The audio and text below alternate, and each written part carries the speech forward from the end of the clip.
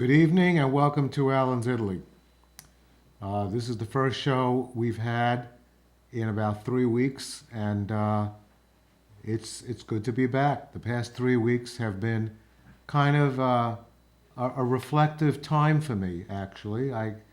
For three reasons. One is that I'm back to teaching mathematics, which is my true love, and over the past 3 weeks, I think I've come to really uh, believe that this is my life's calling is teaching mathematics, and it's been wonderful. So I'm glad I did that, and but I'm also glad to be back here. And I thought of the show an awful lot in the past 3 weeks. When you're away from it, you have this chance to reflect on things and think about how far we've come uh, and all the accomplishments of the 78 shows that we have prior to this. And, for some reason, in the 3 weeks that I haven't been on, the YouTube viewing audience has really been flocking to the site, and it's been quite amazing. Um, I didn't think I'd be approaching 10,000 views on the site till at least probably early to mid January, based on the projection that I did. But as of now, we're over 9,800 and approaching 10,000. So not sure what's going on, but a lot of people are watching, and we're back. And the third thing that I was focusing on during the past 3 weeks is that I had kind of, I wouldn't say run out of shows, but I kind of uh, uh, achieved the point where there was no show that was actually prepared where I could just say, okay, I'm coming in and doing it. So I had to spend the last 3 weeks really doing a lot of preparation. And Rick Hurst and I worked together on some of the shows, and I worked alone on a lot of the shows. And what it takes me kind of sitting in my den at home with a period of about 4 to 5 hours of basically just putting together show after show. That's what it takes. And I spent probably 5 hours on 3 consecutive days, and that period of time that I spent doing that really gave me a number of great shows that I've developed between now and probably the end of February, beginning of March. So those are the shows that I have not totally prepared. I have to, what I then do is I then hone the show as it gets closer and closer to the actual Friday night that I perform it. Even today, I was working on the show probably for a couple of hours in the morning and the early afternoon. So this is the way I kind of do a show, and we have a lot of shows. And even Rick got into it and was explaining to me some of the things that he would like to do. He suggested that we do some kind of history of 15th century Florence, and I said, boy, that's a great idea, but that's kind of a bold project for only a 60-minute TV show. And he said, well, let's do it over the course of time. And I began to think about that, and I have some very good ideas, and I'm going to get back to Rick on that. But he's going to be doing a show in about I think it's 5 weeks from today, on the Orvieto Cathedral, which is really one of the great cathedrals in all of Italy. It has some great art, and he'll be explaining some things on that.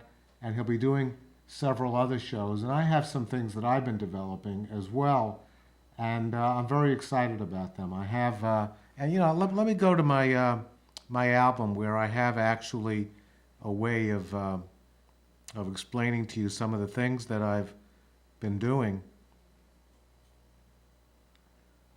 And let me get this. It's been 3 weeks, so I don't, I'm a little rusty on getting the thing up and running. But this is tonight's show, and it's show number 79, and it's a visit to Lydia's family in Pistoia. And as many of you know, uh, Lydia is one of my two closest friends in Italy. Lydia and Luca I consider to be practically like, my brother and my sister. We're that close. And we've spent, time together. And Lydia's family lives in Pistoia, and you're looking at it now in that picture. This is a picture that I actually took off the internet because we did not take a picture of Pistoia from this angle. This is like, this is an angle from above, and we just did not get this angle. What happened is that I said to Lydia before our last trip, listen, we're going to be in Florence, and I really want to see your family. I haven't seen them in a couple of years, and I want to see them. So please try to work it out. And I gave her enough time to work it out. And I said, whatever you want, if they come into Florence, I'll take them to dinner, whatever you want. And they obviously talked about it and came to the conclusion that they would like to have a luncheon on a Sunday afternoon in honor of me and Laura.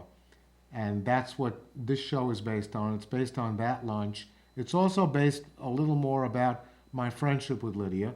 And of course, it's based on the actual town of Pistoia. I'm reluctant to call it a hill town because it's not really a hill town in the sense that some of the hill towns I've shown you, such as Montepulciano and Montalcino and Volterra and some of those, and Poppi and some of those towns. But it's one of the really wonderful towns in central Italy. And really, the next three shows are going to be a series of three shows on Laura and my experiences traveling around Tuscany, Western Tuscany, from using Florence as our base of operations. Now, we rented a car for only a very brief time, and I had one show on that experience, and the show was the show I did on the merchants of Orvieto. But that's really all I did because then we kind of dropped off the car in Florence the next day. But these three shows are related to our experiences of really getting into the Tuscan countryside. One of them, of course, is tonight, and that's the lunch with Lydia's family in Pistoia. Then next week, I do a show on one of the really extraordinary and unheralded hill towns of central Tuscany, and that's the town of Colle di Valdelsa. And we were there because Laura's friend, Matteo Cocci, whom she met on Facebook, was having an exhibition in a gallery there. So we're going to focus on the town, and we're going to focus also on the art of Matteo Cocci, which is really wonderful. And then we talk about the town of Città della Pieve, which is a town in the very western portion of Umbria, where actually Umbria and Tuscany touch each other, kind of. If you go just a few miles to the west, you come to Tuscany. And that's a town that Laura and I came upon by accident in 2006. And we always wanted to go back, but never did. And we thought that this was a good opportunity to do that. So we decided as we were returning the car to Florence, we would stop off at Città, which is right off the autostrada, and spend an afternoon, a morning and part of an afternoon there. So the next three shows are going to be on Tuscan towns with, the various themes that, I have right there. And let me first show you where Pistoia is. So there you see Florence, right up here. Let me use my pointer. Here's Florence, right here. Pistoia is really not very far. It's only 22 miles from Florence. And as you can see, it's in the very, very early portion of Western Tuscany. This is a better map. This is a close-up of what I just showed you. And there you see Florence, and that's the big dot right in the middle. And this is Pistoia right over here. And there's actually part of an autostrada that comes up there, so it's right near there. And there's where Lidia lives in Chiesina. So you can see that all these three areas are in a very, very close proximity. And that's what we're going to be focusing on tonight. So First of all, we found out that the town of Pistoia was the birthplace of, or is the birthplace of Marino Marini. Now, you may remember that Rick Hurst was with me on a show that we did together a while back on the art of Marino Marini. There is a gallery in Florence. I think I have that right next. This is the museum that's devoted to Marino Marini.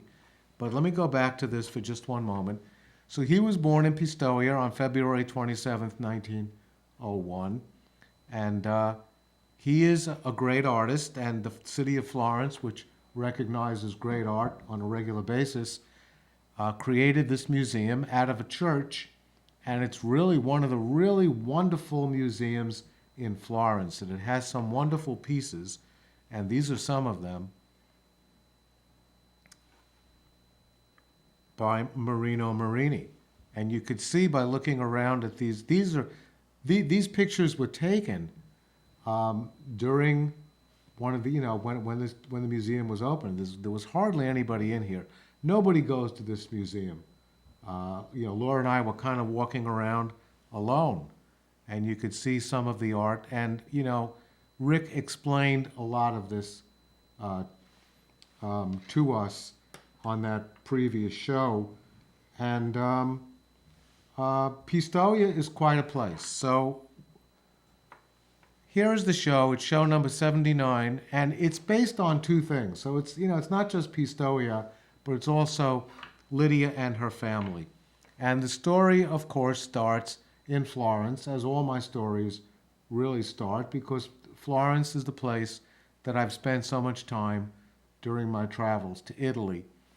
And of course, there is my friend Lidia, with whom I have been friends since 1995. Hard to believe it's actually been 18 years that Lidia and I have been friends.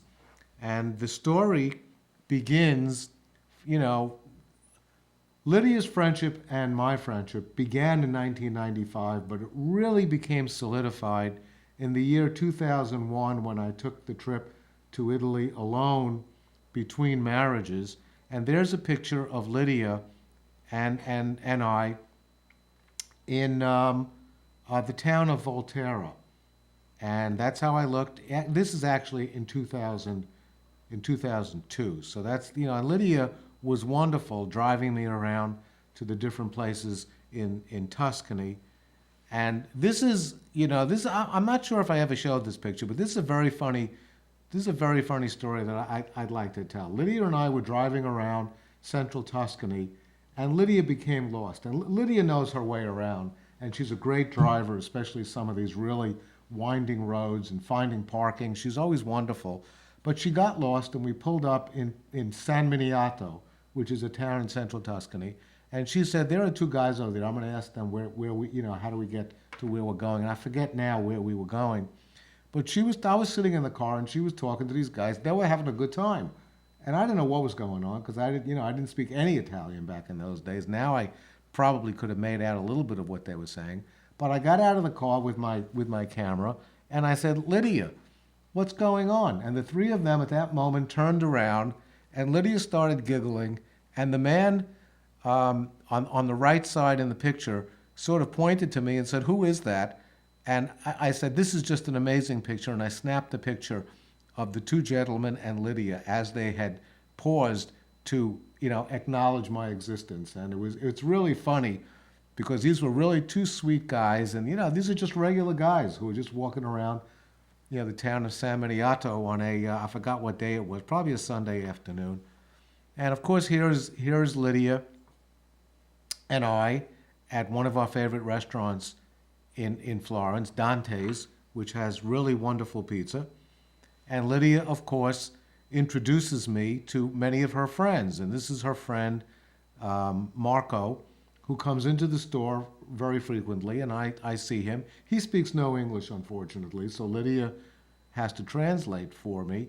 But this is a picture that was taken relatively recently, because you see I've aged a little in that picture. And it's just a nice picture of the three of us in Lydia's store.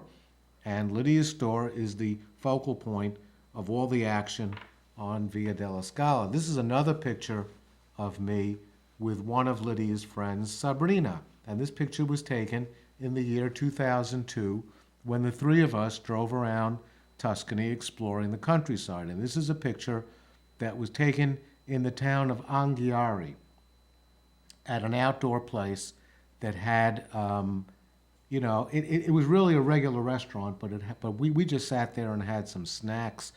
And later on in the years, Laura and I visited Anghiari and had the best pizza we ever had ever at the same exact place, probably sitting at a similar table. And this is Lydia's house, and there's Lydia in front of her house, and um, she's very hospitable. And this is one of the wonderful dinners that she cooked for us. That's that's the antipasti down over there on the table. And at this particular dinner, we met her other two friends, two other friends of hers. And this is a picture that Laura took of the four of us. And then, of course, Lydia has been very kind and hospitable to me, and as her family. And the young lady on the left is Chiara, and her mother in the middle, and Lydia in the year 2001. So this is actually 12 years ago, and they have always been wonderful to me, and they've hosted dinners for me and for Laura and for members of our family. And that's her family right there. Right in the front is Marco. And take a good look at Marco in the front there, because I'm going to show you a picture of what he looks like now, and it's quite amazing. Of course, it's 12 years later. And then Annalisa and Mario on the left side of the table. And I have my arm around Chiara. And then it's Lydia and Lydia's mom. And the dinner, of course, was pretty amazing. And this is a dinner that I told Lydia's family I was taking them out to dinner. So I had them choose a place of their choosing, and they chose a place in the town of Anghiari. And this was the place where we had our lunch. And you could see that already Marco is growing up a little bit. And that's her family. And in this picture is actually a picture of Chiara's husband, Andrea. He's right next to Annalisa on the right side of the table, who passed away a few years ago, tragically. He was a wonderful man. And this is Laura giving a bead demonstration. Laura, in addition to, I don't know if I said Lydia or Laura, but Laura's giving a bead demonstration to Annalisa, Mario, and Lidia. And these are craftspeople, because they make leather. At least they all used to be part of that. Now they've kind of branched off a little. But they're very interested in Laura's bead making. And I took a picture of that, and they were really fascinated by how she does it. And this is in Lydia's house as well. So the story for today starts at the hotel, as all stories about Florence and Tuscany usually emanate from this hotel, Croce di Malta, and also Lydia's store, which is down the block.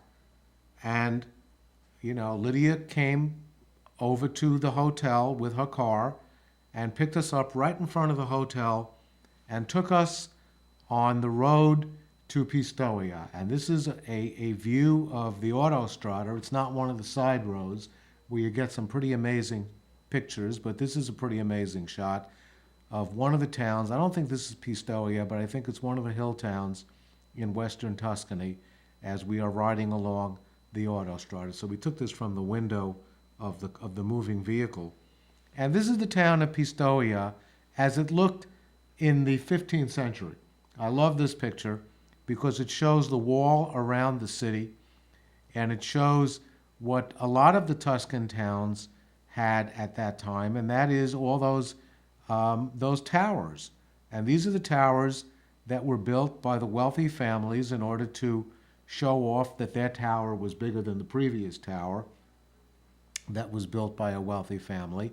And that shows a picture of the Duomo and the Campanile, and also if you look right next to the Campanile on the right side is a picture of the baptistry and the hills around it. And as you could see, there are open fields, so Pistoia is not like in a very high altitude.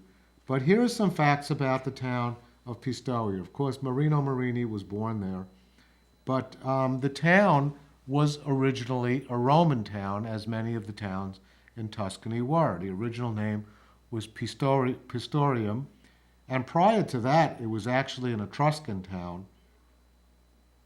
And of course, Pistoia was a very important road on the Via Cassia, which was a road that emanated from Rome and went up towards the north. And the very famous Roman Catiline and his followers were killed nearby. These were kind of rebels against the establishment in Rome, and they were, ceremoniously disposed of. But Pistoia was originally a Catholic town in the 5th century AD, and a lot of the buildings that you see in this picture were built in the 12th century, which was the peak time for Pistoia. Pistoia reached its peak at a very early time in the 12th century, and then it became embroiled in the conflict known as the Guelphs and the Ghibellines.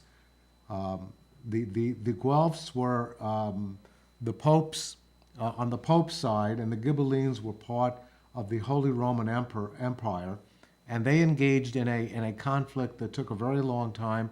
Pistoia got caught up in that, and were on the wrong side, and Florence wound up taking over the town. In fact, it was in 1254 that Ghibelline Pistoia was taken over by the Florentines, who were Guelph, and the town was officially annexed to Florence in the year 1530. The town itself is mentioned in Dante's comedy, the Divine Comedy, and Pistoia is believed to have lent its name to the word pistol, because early in the 16th century there was a pistol-making factory. So it is believed that, the name Pistol was derived from the name of the town, Pistoia. It's now known for its gardens and nurseries, and it's not a very well-visited Tuscan town, except in July, because they have a blues festival. Okay, so this is a picture of, of course, Lidia is driving, and Laura and I are seated in the car. Laura in the front, and I am seated in the back, and we're just driving into town now. We stopped and took a picture of the entrance to the town. And there's this is a Sunday afternoon, so there's a lot going on a Sunday. There's like fairs and markets and people walking around. You'll see some of it, but it's not, extremely crowded as it would normally be on a weekday. So it was kind of, a relaxed atmosphere that afternoon, with just people kind of strolling around in a leisurely way, as opposed to hustling around as they would during the week.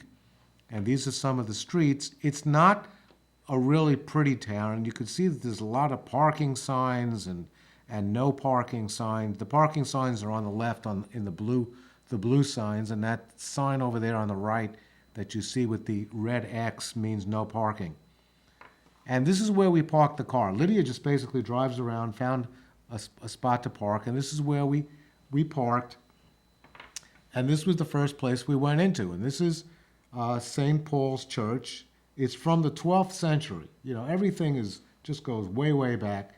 So at the beginning, at the point where Pistoia was extremely well known and was having the peak of its time, the 12th century, this church was built. It was originally built in the Romanesque style and eventually was done over in the Baroque style. And it was a very beautiful church, but for my audience now, let's look at this part of the church, right up here with these. It's kind of like it's sort of like a loggia, but just look at this and put that in abeyance until later, and then we continued to walk around the town, and just move in the direction of the Duomo. Whenever Lidia and I used to go into these Tuscan towns, her goal was to get to the center of town where the Piazza del Duomo is located, and that's where we're headed right now. So we were just kind of walking around, and as you could see, it's pretty empty, devoid of people, lots of parking spaces. We passed a few other churches along the way. This church I really don't remember the name of, but we're walking down some side alleys and just kind of getting a glimpse of what the town looked like. And as you could see, as we approach the Piazza del Duomo, there's the first indication that we are doing that. There's the Campanile, which kind of dominates the town. And as we got closer, we actually started walking in the direction of the baptistry. That striped building there with the horizontal stripes is the baptistry. And then, of course, we enter the Piazza del Duomo. And what you're looking at there is the Campanile. The church is not clear in this picture, but the baptistry is. The baptistry is the striped building that we saw in the previous picture. And you could see that this piazza is kind of jumping with all kinds of stuff going on. There was a market, and we'll see more of those pictures as we move along. You could see those tents represent setups for merchandise that was being sold on this particular afternoon. And this is another view of the baptistry and also another view of one of the market stalls at that time. And this is a straight-on view of the church with the Campanile. And it was really a very, very beautiful church. This is the Duomo, so this is the main cathedral in Pistoia. And it's a beautiful little church. It's a small, it's not like the Florence Cathedral or the Pisa Cathedral, but it was really very attractive. And there's the Campanile, which is actually 220 feet tall. And this is the church. This is the Cathedral of San Zeno, which was built in the 5th century and rebuilt again from the Romanesque into the Baroque. And again, I'd like to, point out these columns over here as part of this loggia, and then over here as well on the Campanile. And a couple of weeks ago, when I was setting up this show, I looked at this picture and I said, "Boy, this looks really familiar to me. This type of architecture really looks familiar to me." And I began to think about it, lying on my couch, sort of staring into space, saying, "Where have I seen this before?" And I realized that where I did see it before was in the town of Lucca, which is another town not that far from Pistoia, perhaps about 30 minutes to the west, also in Western Tuscany. And there's, a strong similarity between these two churches. First of all, you could see the same loggia approach with the columns over here on the 3 levels, and also on their Campanile as well. And the Campanile for that church is also built into the church, just as the one in Pistoia and the one in Lucca. The Campanile or bell tower is built right adjacent to the church. And then I began thinking, wow, there's another place where this same architecture is. Well, this is a picture of the comparison of the two. You could see the strong similarity between them. The arches in the front and the 3 levels of a very shallow loggia as you go up towards the top, and then the Campanile, of course, in the Lucca, and this is not the Cathedral of Lucca. This is the Church of San Martino, and the one on the left is the San Zeno in Pistoia. But you could see a very, very strong similarity. And then I began thinking, there is a third one. And I took a very close look at this church, and there's a great picture of it right there. And I think there's a better picture of what it looks like.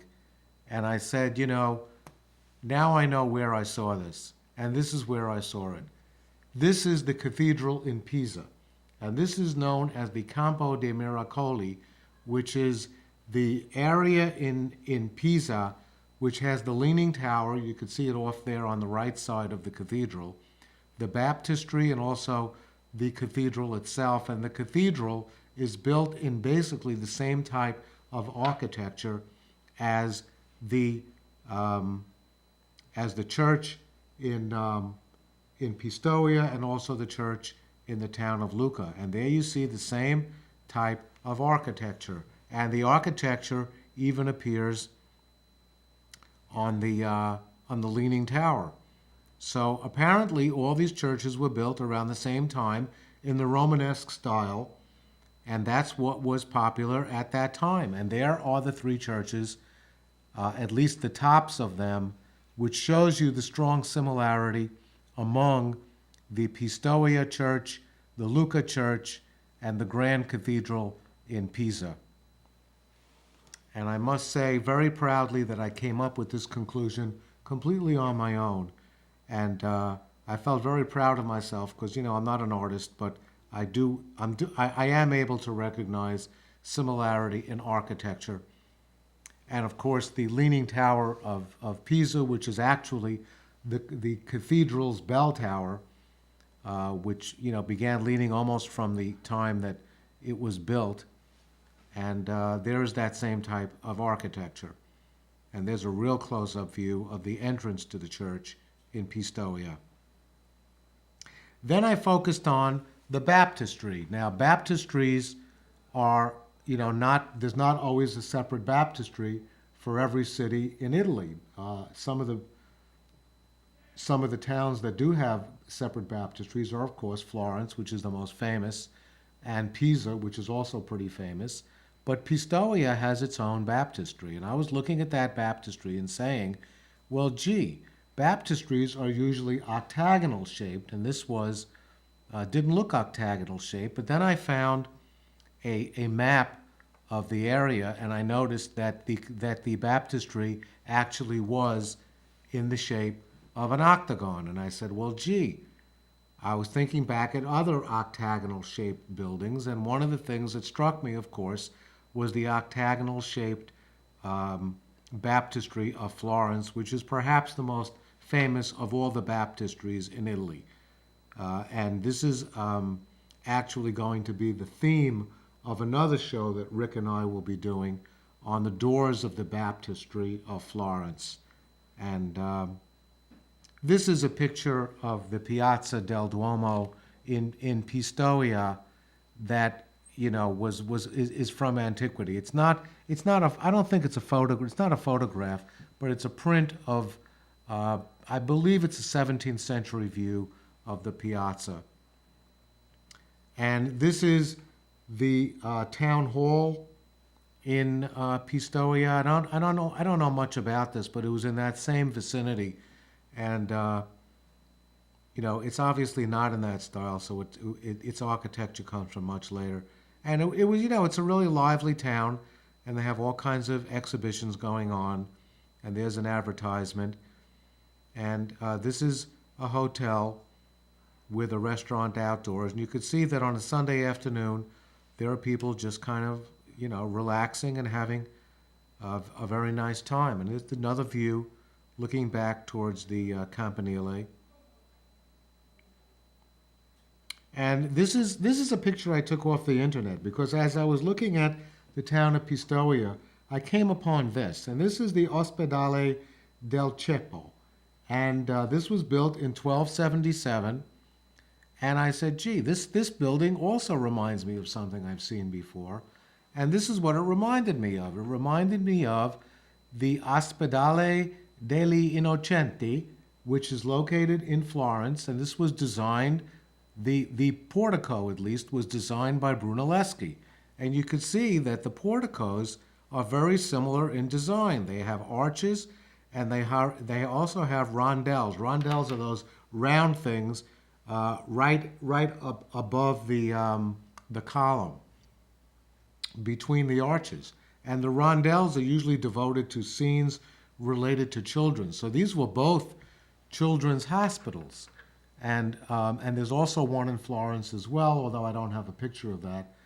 But I did that in one of the previous shows that I broadcast of the same type of building. So apparently in Italy at that time, anytime a church was built, the church was built in the same style. And this is a building known as the Palace of Bishops, but it was built in the 11th century, and the foundations of this particular edifice go back to the 5th century BC. But this part of it that you see right here is from the 11th century, and they have part of it still showing. You know, Italy does that. They leave part of the building just to show you what it looked like back then, but the rest of the building doesn't go back that far. And this is called the Palace of the Bishops because there was a bishop in Pistoia at that time, which is a representative of the Vatican, and it now serves as the Cathedral Museum. And that's a distant view of it with the arches. It's a very beautiful, beautiful old building. And that's what it looked like. Let me make that larger. This goes back to the 5th century BC, so this is, kind of a very interesting look of what it looked like in the catacombs of that building. And this is, again, a picture I took off the internet. This is from, 2,500 years ago. And then we just walked around Pistoia, headed back towards the car. And of course, there were, people in outdoor cafes, down really deserted streets. And we were headed towards this place, and Lidia kind of took us here. This is a place where we decided, we were going to lunch at Lydia's brother's house, so we decided we would have to, of course, bring something. So we went to a store, which was a very interesting store. We love these stores because they always have everything displayed so beautifully, as you could see. And we were deciding what to get for the family. And, we debated the issue and finally decided that we would get a very, very nice bottle of wine. So we went over to this part of the store. The store also has, a very nice selection of wine that we chose a very nice bottle. And they have as I said, they have very, very interesting displays of some of the things that they have in the store. And there's another view of it as well. And there's another store that we passed along the way. And there's an outdoor cafe where people are sitting and having a very nice afternoon on a Sunday afternoon.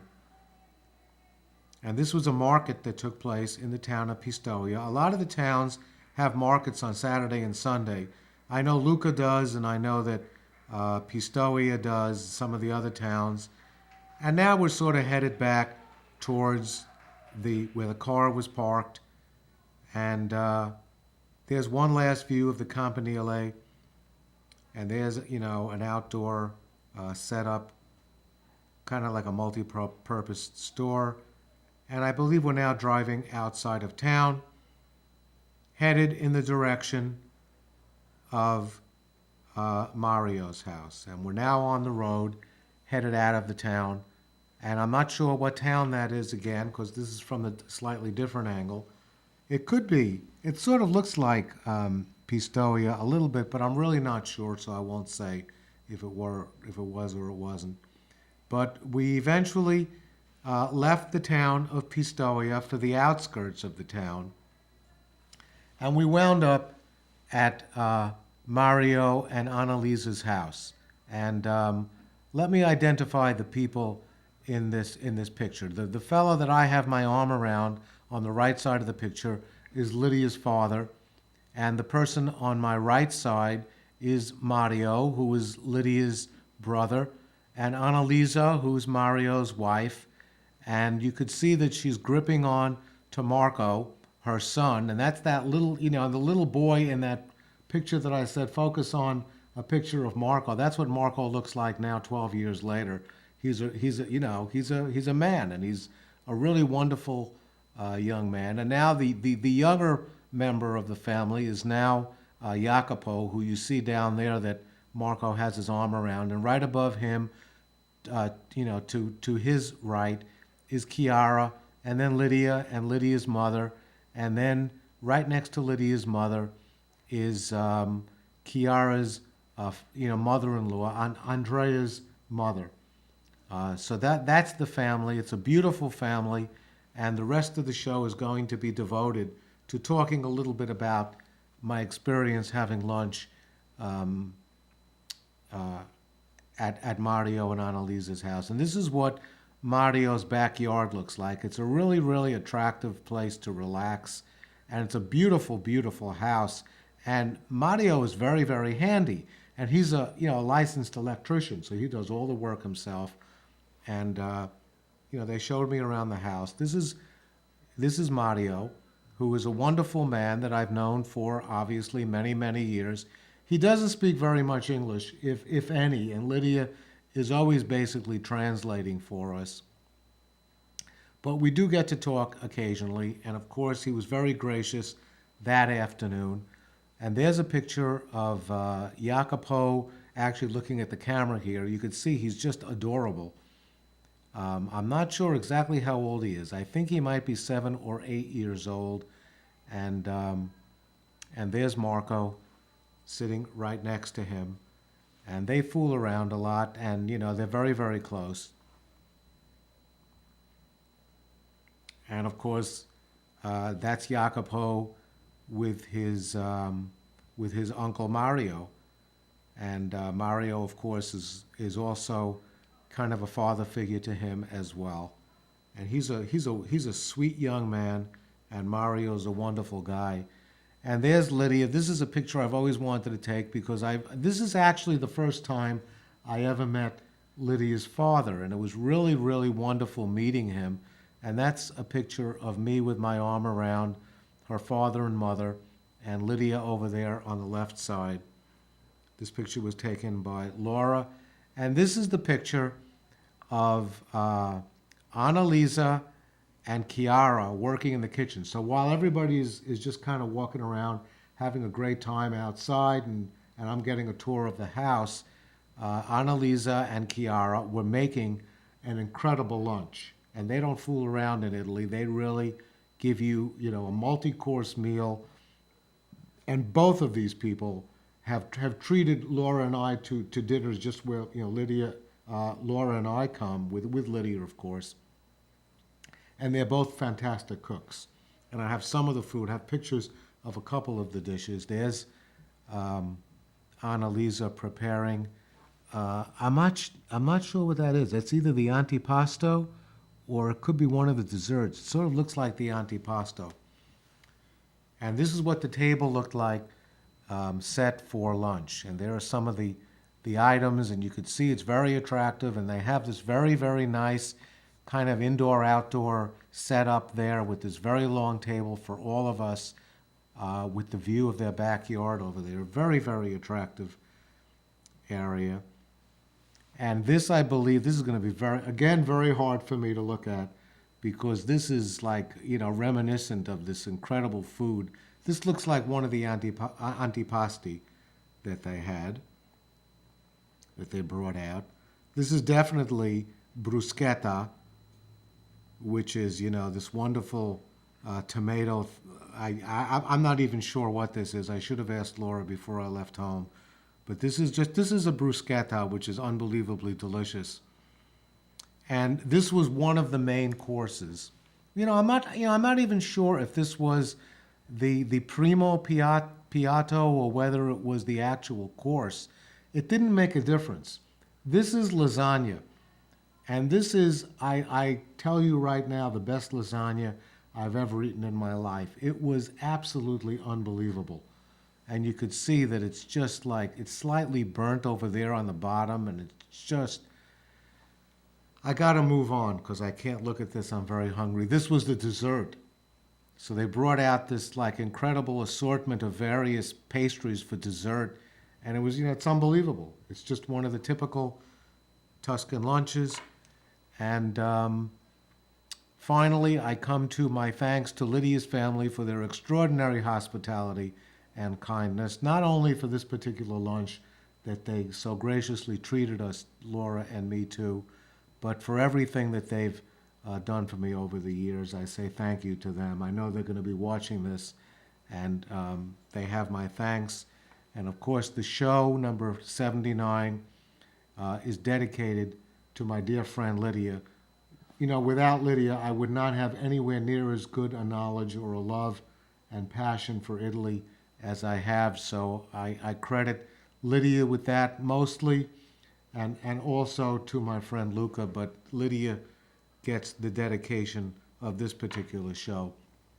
The next show I'm going to be doing, which will be next Friday, will be on the town of Colle di Valdelsa, which was a really extraordinary and beautiful central Tuscan hill town, and the art of Matteo Cocci. And that'll be very interesting because in that show, there will also be an interview that we videotaped with Matteo, who didn't speak very good English, but his agent, who ran the gallery owner, actually did the translating for us. So she will be there, and it'll be a really nice show. And please join us. And that brings us back to the beginning. And I would like to say thank you very much for watching. It's good to be back after 3 weeks. And I wish you buona notte e buona fortuna.